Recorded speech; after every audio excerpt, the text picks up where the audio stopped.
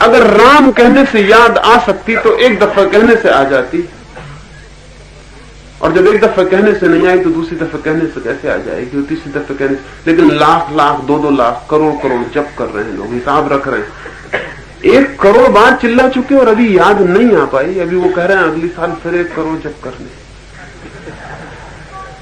मैं गांव में गया था, वहां एक लाइब्रेरी बनाई हुई है एक सज्जन आदमी ने, और सज्जनों की तो कमी नहीं हमारे देश में।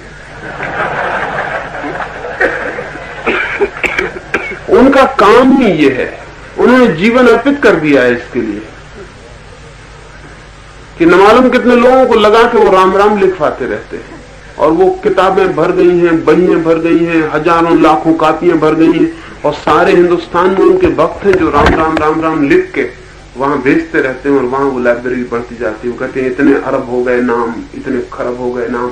वो मुझे भी ले गए। मैंने कहा कि नाम कितने ही खराब हो गए, याद आई कि नहीं? नाम लिखने से कैसे याद आ जाएगी?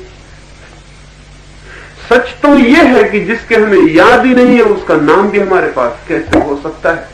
नाम भी कैसे हमारे पास हो सकता है? राम कौन कहता है कि उसका नाम है? कैसे पहचाना? कौन सा प्रमाण पत्र है? कौन कहता है कि अल्लाह उसका नाम है, और कौन कहता है कि खुदा उसका नाम है? कैसे पहचान लिया? ये नाम कैसे पहचान गए? याद आ जाए तो शायद नाम भी आ जाता, लेकिन याद तो आई नहीं, और हम नाम से याद लाने की कोशिश कर रहे हैं। नहीं, प्रभु स्मरण का बहुत और ही मतलब है। प्रभु स्मरण का मतलब राम की रट रट लगानी नहीं है, नाम की रटंत नहीं। प्रभु स्मरण का अर्थ है कि ये जो नृत्य चल रहा है,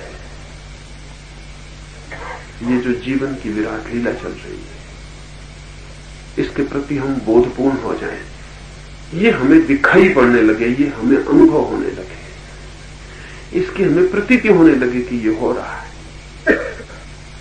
जब फूल खिले तो ऐसे ही ना खिल जाए, हमें फूल खिलता हुआ मालूम पड़े। जब आकाश में बादल चले तो ऐसे ही ना गुजर जाएं बिना पहचाने, हम उन्हें देख पाए और पहचान पाए। हमारे पास से जब कोई गुजरे तो ऐसे ही ना गुजर जाए, उसके भीतर जो है उसका थोड़ा सा स्पर्श हमें हो सके। और जिंदगी में चारों तरफ वो मौजूद है। उसके स्मरण का मतलब बहुत दूसरा है। उसके स्मरण का मतलब है इस बात का बोध कि हम जिससे आए हैं वो चारों तरफ मौजूद है।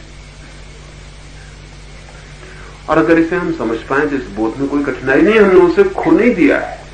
हम उसे कितना भी खो दें वो तो हमें खोता ही नहीं।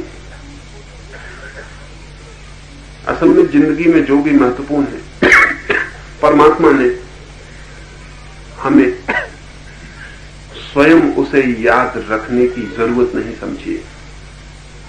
सांस चलती रहती है, आपको याद रहे न रहे। अगर आपके याद रखने पर सांस चलती हो तो जिंदगी में कई दफा आदमी मर जाए।